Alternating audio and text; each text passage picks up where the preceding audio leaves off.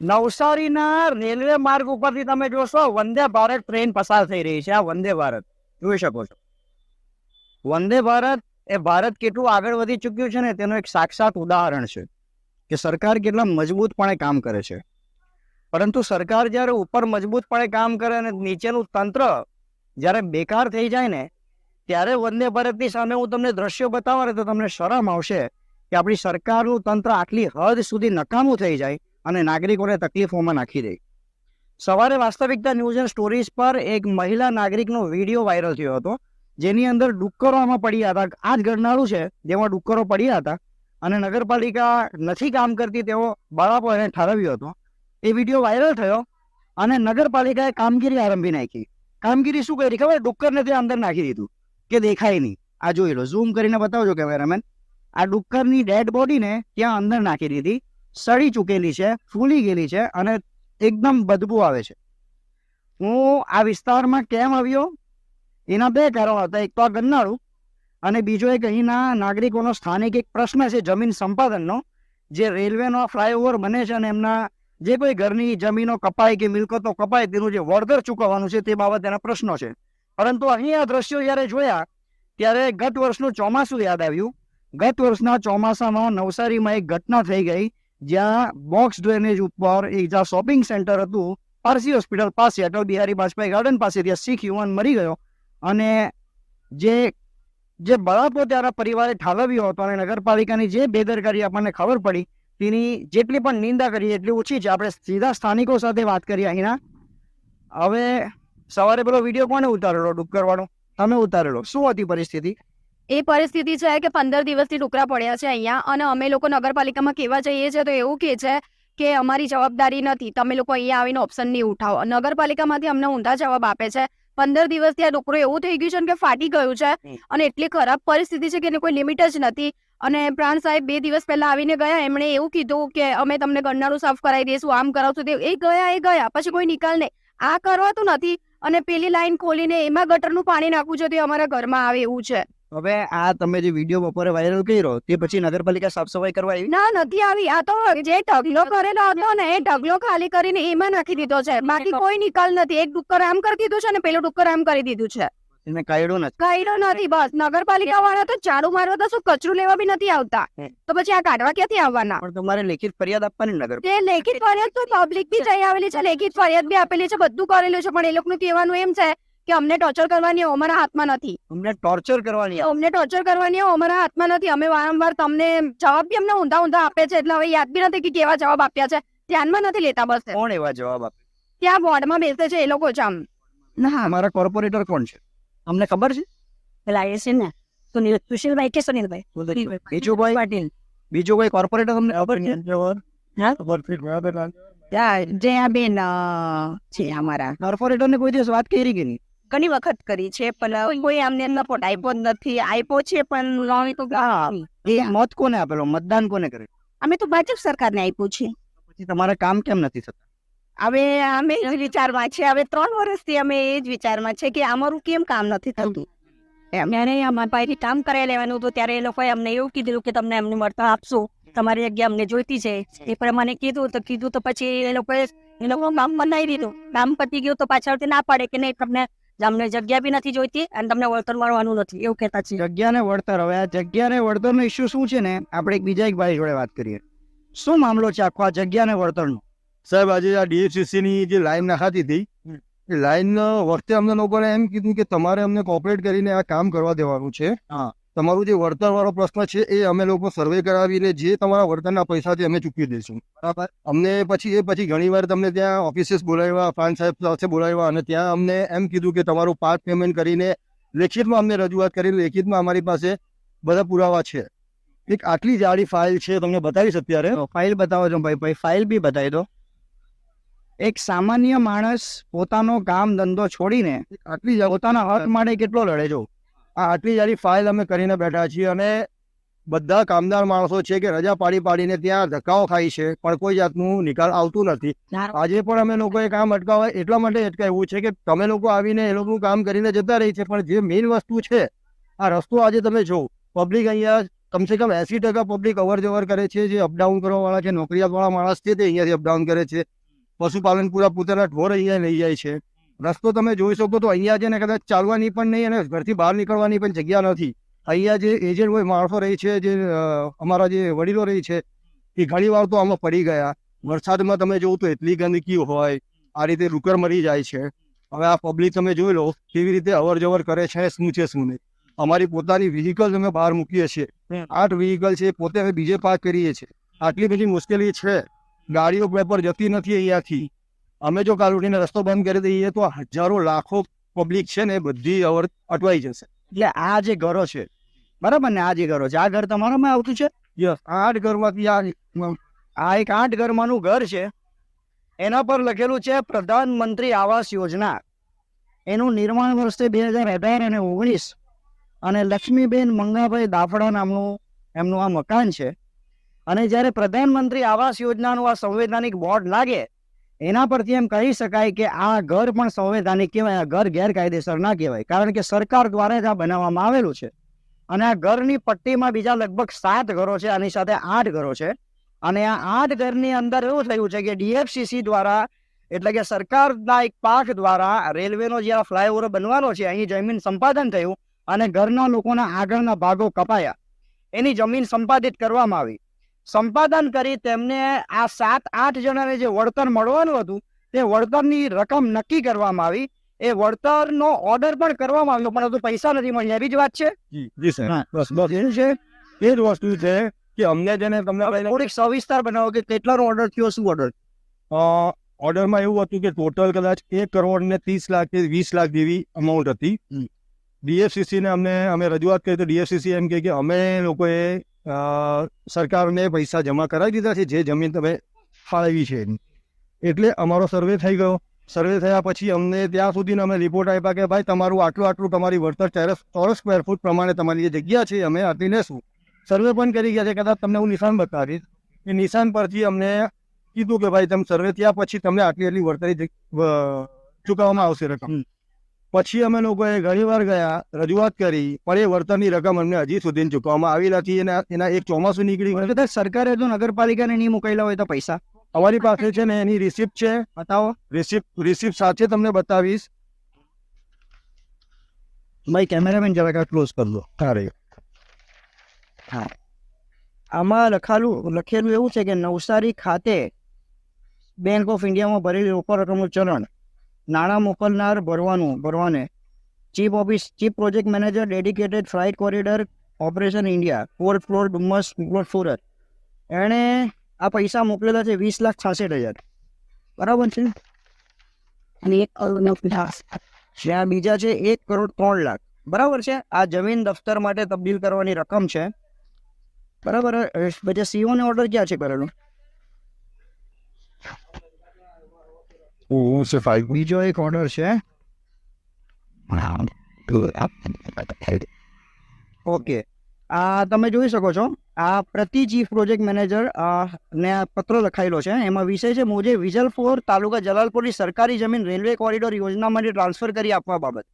બરાબર છે. અને એમાં લખ્યું છે કે તારીખ 22/9/2009 થી અત્રે દરખાસ્ત મોકલી મુજે વિજલપોર તાલુકા જલાલપુર નીચે મુજબ સરકારી હેક્ટર 03073 જમીન રેલવે કોરિડોર યોજના માટે ટ્રાન્સફર કરી આપવા કરેલ માંગણી સંદર્ભે અત્રેથી સરકારશ્રીના મહેસૂલ વિભાગ વિગતવાર દસ્તાવેજ મોકલતા સરકારશ્રીના મહેસૂલ વિભાગના તારીખ 4/4/2013 અત્રેથી મળ્યા 13/4/2013 ઠરાવ ક્રમાંક, આ ઠરાવ ક્રમાંક છે 1 થી આપની માંગણી અનુસાર મુજબની 373 ચોરસ મીટર જમીન ભારત સરકારના રેલવે મંત્રાલયે નિયત શરતોને આધીન ફાળવવા નિર્ણય લેવામાં આવેલ છે, જે અંગે નીચે મુજબની રકમ સરકારશ્રીમાં જમા કરાવવાની થાય છે. અને આ રકમનો આંકડો છે, આ 22,66,000 આંકડો. અને તે પછી આમાં લખ્યું છે કે દિન 21 દિનમાં શાખામાં જમા કરવામાં આવે છે, એવું લખેલું પણ છે. બરાબર. અને આ ઓર્ડર છે બીજો, આ 1 કરોડ 3 લાખનો. એટલે તમારું કેવું એમ છે કે આ જે રકમ છે તે આવી ગઈ છે? જી સર. અને કેટલા સમય પહેલા આવી ગઈ છે? એ વાતને છે પછી 3 વર્ષ થઈ ગયા. તો તમને પૈસા નથી આપતા? એમનું કેવું એવું છે કે એ લોકોનું જેટલું બી નાણાં જે હતા એ જંત્રીમાં પાછળ ટ્રેઝરીમાં જમા થઈ ગયા છે. ત્યાં એ લોકોએ રિટર્ન લખીને આપ્યો છે, પણ ત્યાંથી રિટર્ન લેવા એની શું પ્રોસિજર છે શું નહીં, હવે એ અમને આઈડિયા નથી. અમે લોકો મિડલ ક્લાસ ફેમિલીના છીએ. હમ. હવે તમે એટલું જ કહી શકો કે ભાઈ અમે અમારા ઘરની હાલત તમે જોઈએ કે વાઇબ્રેશનના કારણે DFCCની ટ્રેન ચાલે છે. હવે ગુડ્સ ટ્રેન એટલી રેગ્યુલર ચાલુ થઈ ગઈ છે. વાઇબ્રેશનના કારણે કોઈ પણ જાનહાનિ પણ થઈ શકે છે. એટલા વડીલ લોકો પણ રહી છે. અહીંયા કદાચ સુધા 108.5 ના આવી શકે. જો અમારા ઘરમાં કદાચ ચાર લોકો સફાઈ કરવું હોય ને 2% કે 80% તો પણ અમારા ઘરમાં અહીંયા માંડવો પણ ના નાખે. આ એક સિમ્પલ અને સિમ્પલ લોજિક છે. જો આ લોકોને આટલી વસ્તુ ના ખબર પડતી હોય સાહેબ, એક પ્રશ્ન એ છે, આપણે બંને બાજુની વાત કરવી પડે.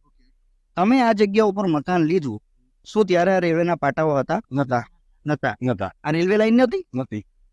કોઈ બાજુ હતી. હા, તે હતી એટલે કમસે કમ છે ને, તમે કહું કે કમસે કમ 100 ફૂટ દૂર હતી.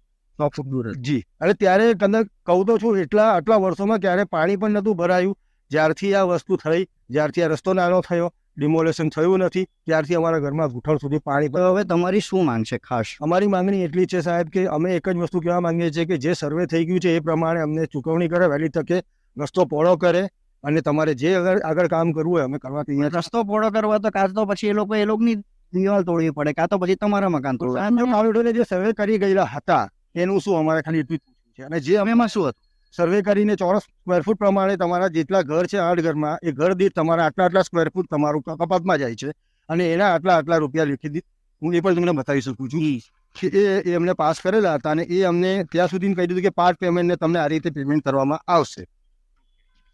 પણ નહીં, એ સવાલ તો ઓકે છે, આ લિસ્ટ છે મને બતાવ્યું. પણ મેં એમ કહું છું કે હવે રસ્તો બનવાનો તો આટલી જ જગ્યામાં બનવાનો છે. અમને 20 ફૂટ રસ્તો જોઈએ છે.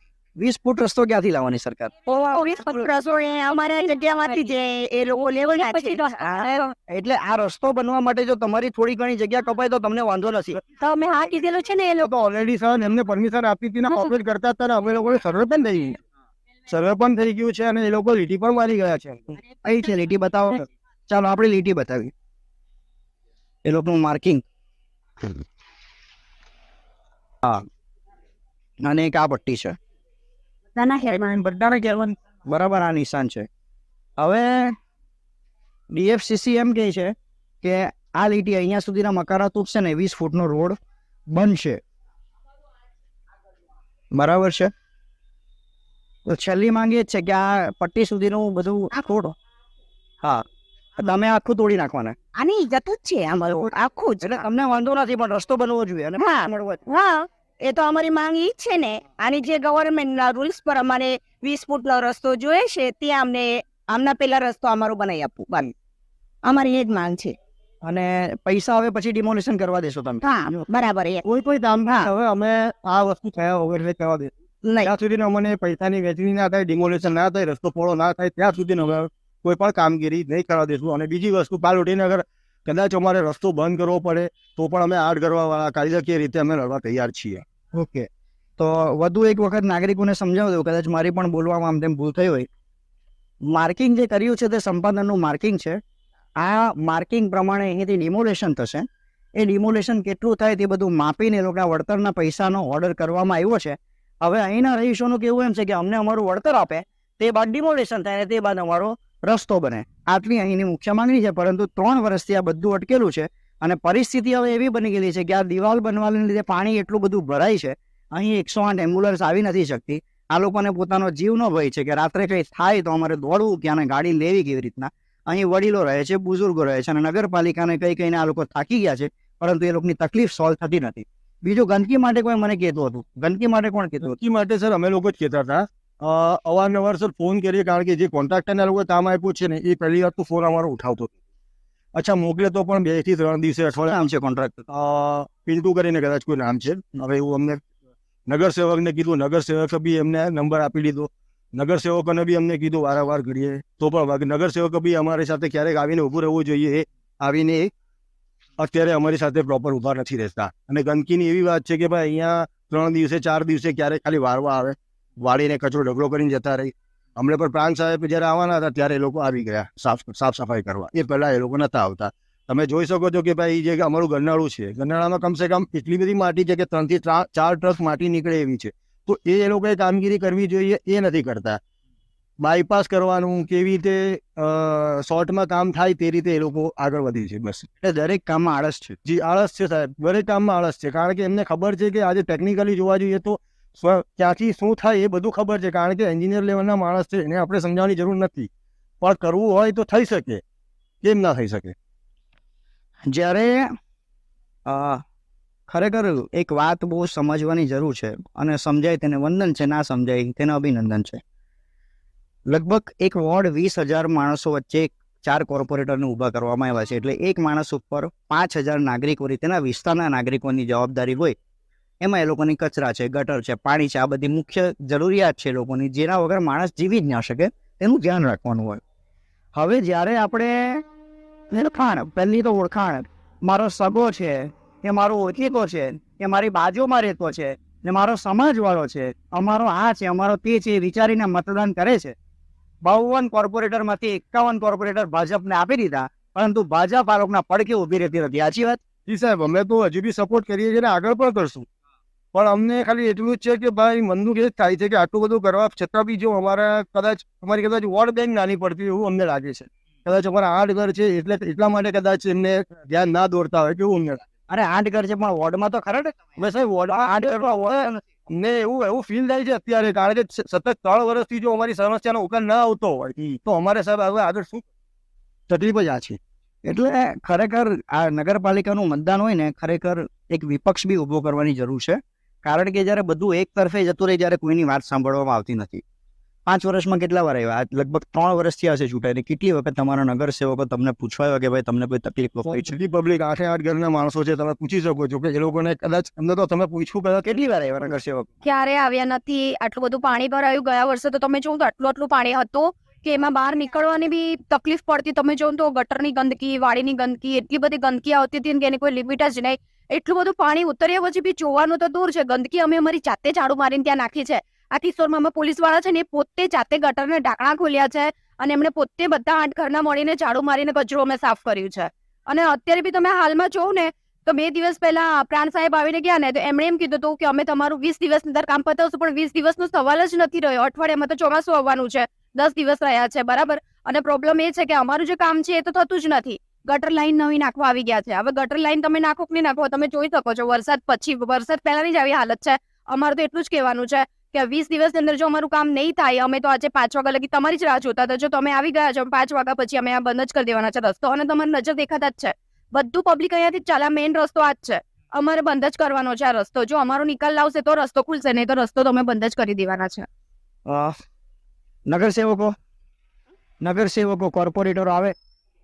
ના, એમનો તો અમને બિલકુલ સપોર્ટ નથી. 3 જણા આપે. નગરસેવક કોર્પોરેટરો આવે કે નહીં? ના, નથી આવતા. કોઈ બી પૂછવા કોઈ નથી. કોઈ ને કોઈ આવે? ના, હજી સુધી કોઈ કોણ છે ઓપરેટર તે પણ જાણી નથી શકતા. ઓ બાપરે, કોર્પોરેટર કોણ છે? નથી ખબર. પૂછવા આ તો ખરેખર ગંભીર સમસ્યા કહેવાય. આ રસ્તો આટલો સાંકડો છે. ભેંસ ને ગાય ને બધું એથી નીકળશે, ભેંસ બી નીકળશે. છોકરાઓ આ તો વેકેશન છે, બાકી સ્કૂલ છૂટે, ભેંસ નીકળે ને અપડાઉન. એટલું બધું પબ્લિક થાય કે અમને એવું લાગે કે અમે મચ્છી માર્કેટમાં રહીએ છીએ. અમારું ઘર જ નથી. ટ્રેન બાજુમાંથી જાય છે. લગભગ મેં ઊભો છું ને ત્યાંથી 10 ફૂટ દૂર ટ્રેન જતી છે. 10 જ ફૂટ દૂરથી ટ્રેન જતી છે. આ પરિસ્થિતિ અહીંયાની છે. અને કીધું તેમ અહીંયાના લોકોની માંગણી એ છે કે આ રસ્તો બહુ સાંકડો છે. અહીંયાની જમીનનું સંપાદન થઈ ચૂક્યું છે. એ લોકોને વળતરના પૈસા આપવામાં આવે, અને આ રસ્તો ત્યાર પછી ડિમોલેશન કરીને આ રસ્તો પહોળો કરવામાં આવે. અને વાત રહી નગરપાલિકાની, તો આ સમસ્યા ખાલી વિજલપુરના આટલા 7 ઘરોમાં છે એવું નથી, પરંતુ ઘણા ઘરોમાં છે. અને શરમ આવી જોઈએ, એટલું જ કહી શકાય. જો તમને નેતા બનવાનો શોખ છે, ઘરે ઘરે જઈને વોટની ભીખ માંગવાનો શોખ છે, પરંતુ નાગરિકોને જ્યારે આવી ગંદી પરિસ્થિતિમાં નાખી દેવાના હોય ત્યારે એક વખત વિચાર કરવાનો કે તમારા બાળકો, તમારી માં, તમારી દીકરી, તમારી બેન આ પરિસ્થિતિ 3 વર્ષથી ભોગવતી હોય તો તમે શાંતિથી ઊંઘી શકો ખરા? વાત સાચી છે ભાઈ? રાતના ઊંઘ આવે? નથી, ઊંઘ નથી આવતી. તમારી એ વાત તમારી સાચી જ છે. હા, સાચા છે તમારે. આની ઘરોને છે ને તડ પડી ગયેલી છે, અને રાતના જેમ ટ્રેન જાય છે તેમ વાઇબ્રેશન જે આવે છે ને, અમારે એવું લાગે છે કે બહાર નીકળવું પડે છે. અમને ઘરમાંથી બહાર નીકળવું પડે છે. એવી પરિસ્થિતિ થઈ જાય. રાતના જો મધ પડી જાય હોય ને બહાર પેલું ગાડી જો જાય ને એમ થાય ને, તો મને તો બહુ ડર લાગે. ને બહાર નીકળવા જાવ તો પડી જામ. અને 2 વખત તો રોડ પર પડી ગઈ સાહેબ એટલે અરે હાલત છે આ રીતની પરિસ્થિતિ છે. નગરપાલિકા તાત્કાલિક ધોરણે પહેલા તો ગંનાળું કવર કરે, એને સાફ કરાવે. કેમ પેલા ભાઈએ કીધું તેમ 3 ટ્રક ભરીને કદાચ રેતી માટી અંદરથી નીકળશે, જે પેક થઈ ગયું છે, કચરો નીકળશે ડુક્કર. અને એટલી બેશરમ આ નગરપાલિકાની ટીમ, કોઈ મૂંગા જનાવરનો મૃતદેહ, સુવર્ણના મૃતદેહ અંદર પડેલા હતા, તમને વિડીયો વાયરલ કરીને નાગરિકો બતાવે છે, અને તમે બેશરમો એને કાઢતા રાખીને અંદરથી ધકેલીને જતા રહી છે. ખરેખર આવા કર્મચારીઓને અને એ લોકોના ઓડિટિંગ ઓફિસરને છે ને સસ્પેન્ડ કરી દે અને થોડોક નાગરિકો ઉપર રહેમ કરીને ન્યાય આપો. ધન્યવાદ.